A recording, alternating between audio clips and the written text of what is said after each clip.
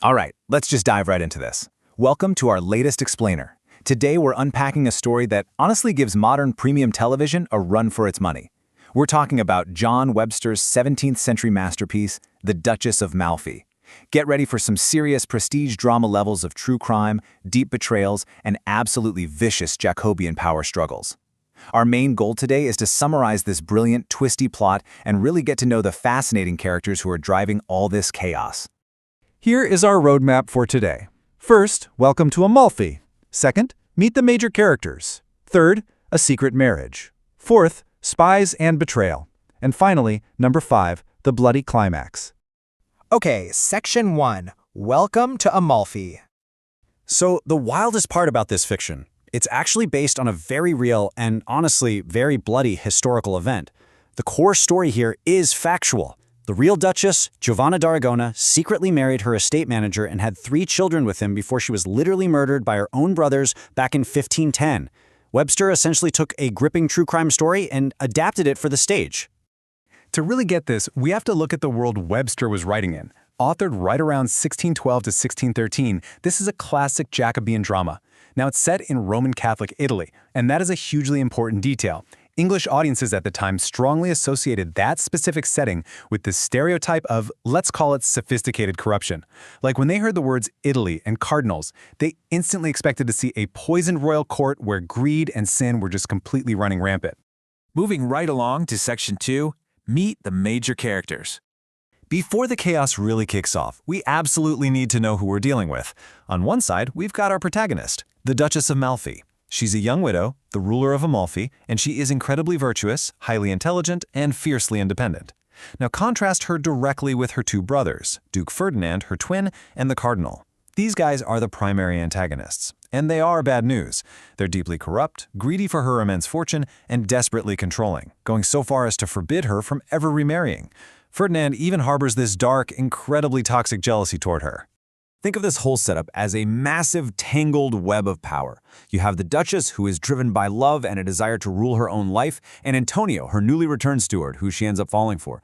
Totally opposing them are the brothers, driven entirely by greed and a need for absolute control. And caught right smack in the middle of this vicious tug-of-war is a guy named Bosola.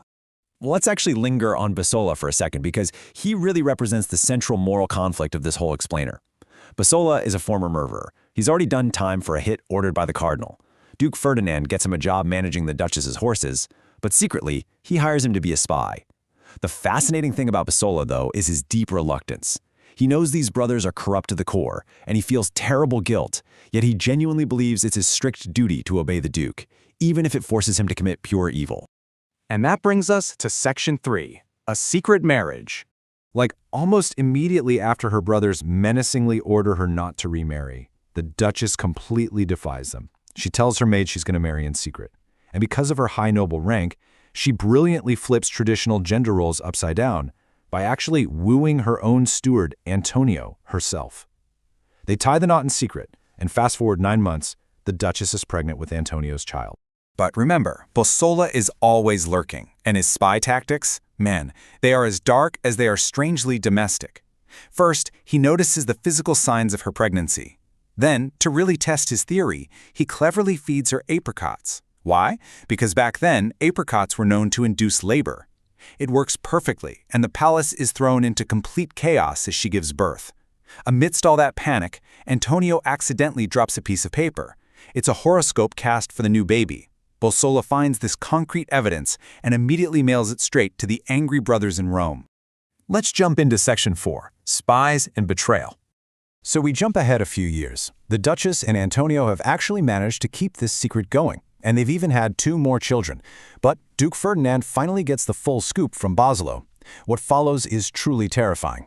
Ferdinand sneaks into the Duchess's bedchamber in the dead of night, startles her, hands her a knife, and essentially suggests she kill herself.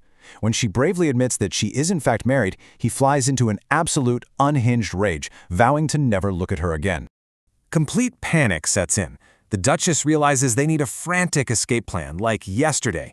She quickly invents this fake story that Antonio has been stealing from her accounts and publicly fires him. It's a clever excuse to get him safely out of Amalfi, and he flees toward Milan. But left behind, the Duchess desperately needs an ally. Bosola actually steps up here and defends Antonio's honor to her. Deeply touched by his seemingly kind words, she makes a fatal mistake. She confides the entire truth to Bosola. Which brings up a massive million-dollar question.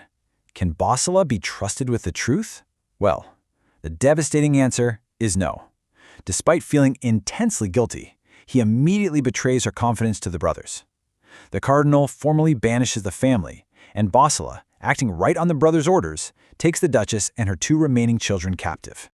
Which leads us directly into Section 5, the bloody climax. Just a heads up, the pacing and the body count are about to accelerate wildly. The brothers imprison the Duchess in her own palace. Duke Ferdinand subjects her to this grueling, highly methodical psychological torture. In the pitch dark, he offers her a hand to hold, but it turns out to be a dead man's severed hand. He uses silhouettes to trick her into thinking Antonio and her children are already dead. He even unleashes a group of asylum inmates to scream and torment her. Finally, the executioners arrive. But through all of this horrific, grinding abuse, the Duchess maintains her incredible dignity. She is brave and unafraid right up to the end, as she, her children, and her maid are strangled to death. But then, the moment Ferdinand looks at his twin sister's dead body, a total switch flips. He is instantly overwhelmed by crushing remorse. His guilt is so insanely severe that a doctor diagnoses him with lycanthropia. It's a bizarre psychological disease where the patient genuinely believes they are and acts like a literal werewolf. He starts attacking his own shadow.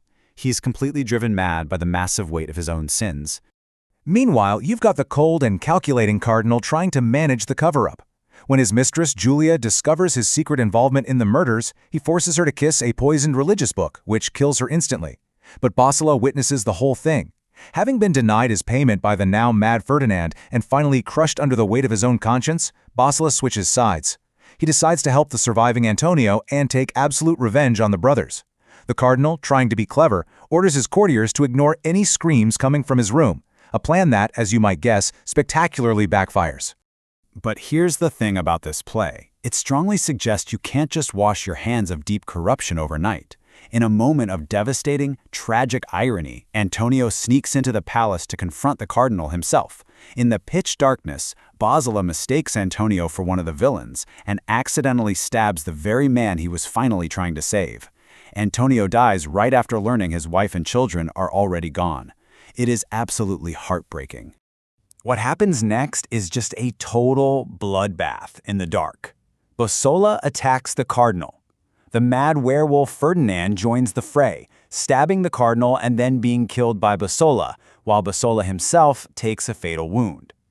By the time the dust finally settles, the body count in this play reaches a staggering 8 major characters.